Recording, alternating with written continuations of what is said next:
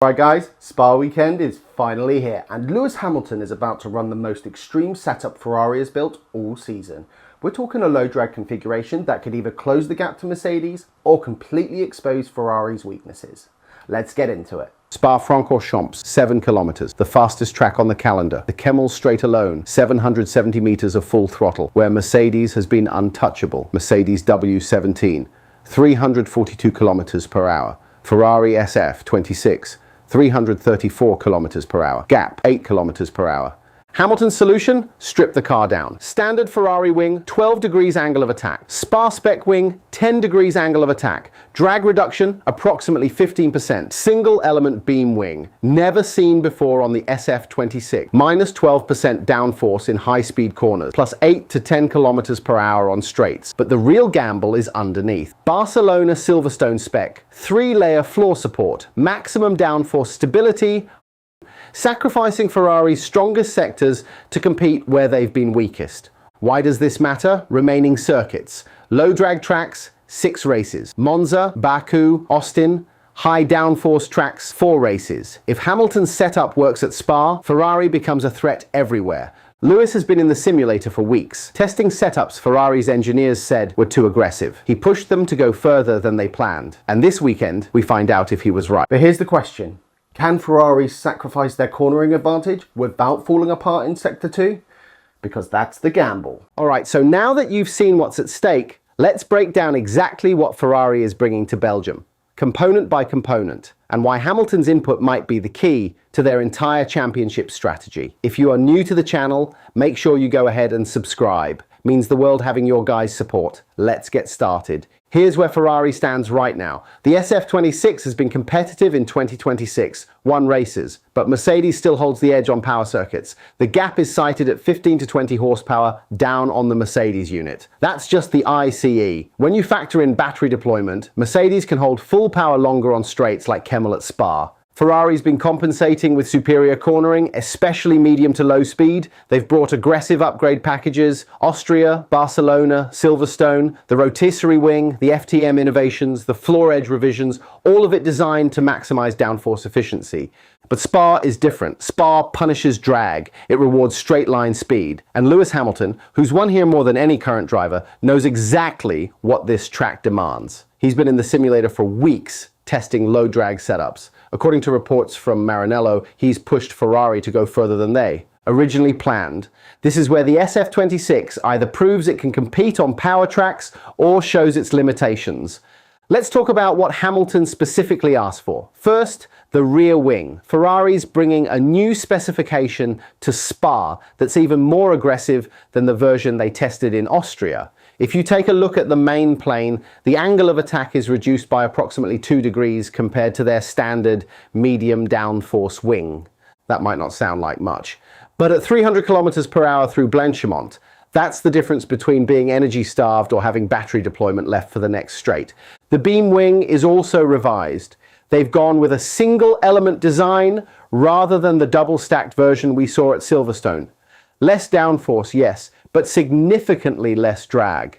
Hamilton's argument in the simulator was that Ferrari could afford to lose rear stability in high-speed corners if it meant gaining 8 to 10 kilometers per hour on the straights. And here's where it gets interesting. The actual actuator mechanism for the DRS has been modified as well. You can see it's bulkier, designed to open wider, almost replicating what McLaren and Red Bull have been doing with their inverted wing concepts. Ferrari's version isn't quite as extreme, but it shows they're willing to push the boundaries of what's legal under current regulations. Hamilton's influence here is clear, because this wasn't in Ferrari's original Spa plan. They were going to bring a conservative medium downforce package. He pushed them to go full low drag, and now we're seeing the result.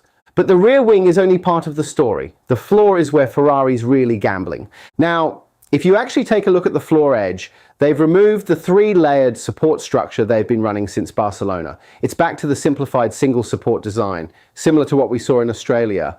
Why? Because those extra layers add drag. They improve downforce stability in medium speed corners, which is why Ferrari ran them at tracks like Monaco and Silverstone. But at Spa, Hamilton's data showed they were costing lap time. The rear corner floor has also been adjusted. Those little edged indents we saw introduced in Austria, they're still there, but the angle is less pronounced. Again, it's about shedding drag. And here's something fascinating. The FTM area, that front tunnel management section Ferrari pioneered this season, they're actually considering running a modified version or possibly even removing it entirely for Spa. Some people have speculated they might take it off completely to gain straight line speed. And while I don't think they'll go that far, I can definitely see them running a less aggressive specification. The trade-off is front-end stability through Eau Rouge and Pujon, the two corners where the SF26 typically excels. But Hamilton's argument is that if you can't deploy energy out of La Source because you burned it all on the Kemmel straight, you're losing more time than you gain in those high-speed sections. It's a complete philosophical shift for Ferrari. And it's happening because of one driver's input. Now here's what makes this entire setup package so significant. This isn't just about Spa. Ferrari's using this weekend as a test for their Monza and Zandvoort upgrades. In late August, they're bringing another major aero package to Zandvoort. Think Austria and Barcelona levels of revision. Front wing, floor, diffuser, side pods, the works. And the data they collect from Hamilton's low drag setup at Spa is going directly into those development decisions. If the low drag philosophy works here, if Ferrari can close the straight line speed gap without sacrificing too much in corners, it validates their entire second half strategy. Because here's the thing. When you look at the remaining calendar, 6 of the next 10 circuits favor low drag setups. Monza, obviously, but also Baku, parts of Singapore, even sections of Austin. Mercedes built their 2026 car around high deployment and raw power. Ferrari built theirs around cornering efficiency. What Hamilton is pushing Ferrari to do is meet Mercedes in the middle. Sacrifice some of that cornering dominance to compete on power tracks. And if it works, if they can genuinely challenge Mercedes at Spa without an Antonelli mechanical failure or some other intervention, it changes the entire championship calculus. But there's a risk. If the low drag setup makes them vulnerable in Sector 2, if they're losing too much time through Pujon and the double left at Campus, they've just exposed a fundamental flaw, that Ferrari can't compete on power tracks without gutting their core strength. So what does this all mean for the Belgian Grand Prix and beyond? First, qualifying. Ferrari's straight line speed should be massively improved. If Hamilton's setup works, they could genuinely challenge for pole, especially in a track where DRS makes a huge difference on the Kemmel straight. The race is where it gets tricky. Tyre management at Spa is critical, and Ferrari's historically been strong there, but that's partly because of their superior cornering stability. If they've sacrificed that for straight line speed, we might see them struggle in the second and third stints. But here's the bigger picture. Mercedes is not planning on using their ADO token for the rest of the season. They've done reliability tweaks, but actual engine upgrades, that's coming in 2027. Ferrari, on the other hand, is planning their next engine evolution for Monza in early September. Bigger turbo, further ADO gains, possibly closing that horsepower deficit decisively. If they can combine that engine upgrade with the low drag aero package they're testing at Spa, Ferrari becomes a legitimate threat on every track type. Monaco and Singapore, yes. But also Monza, Baku, even tracks where Mercedes has dominated. And that's why this weekend matters so much. Winning Spa would be great. But what they're really doing is proving a concept that defines their championship fight. Ferrari's in a fascinating position right now. They're aggressive, they're innovating, and they're listening to a 7-time world champion who knows exactly what it takes to win on circuits like Spa. Whether this low drag gamble pays off, we're about to find out. But make sure to leave your thoughts down in the comments below. Do you believe Hamilton's setup demands will unlock Ferrari's straight line speed, or is this a risky move that exposes their weaknesses?